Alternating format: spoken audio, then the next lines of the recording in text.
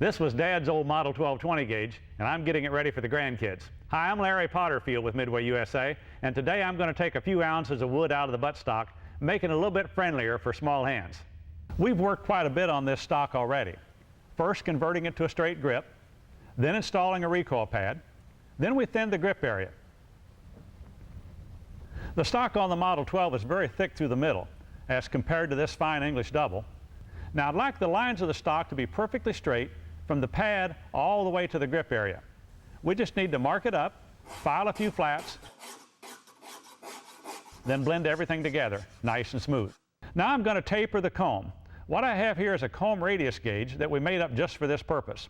With this gauge, I can establish the proper angle and dimensions for the nose of the comb, then file the sides of the stock to a nice taper. Probably looks more complicated than it is. Well, that looks pretty good. Now let's dress it up a bit. First, we need to get the top of the comb perfectly flat. This just takes a straight edge and a few strokes of a fine file. We're going to use an angle gauge to set this angle at about 135 degrees. Now we can file the nose of the comb parallel with this mark. Next, let's file in some flutes. We'll set the top line of the flutes about 1/4 of an inch below the comb and let them point directly at the toe of the stock.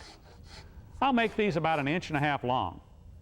First I'll file them in, then blend out the bottom line into the wrist. It's ready for sanding now. That wasn't too tough. I'm Larry Potterfield with MidwayUSA, and that's the way it is.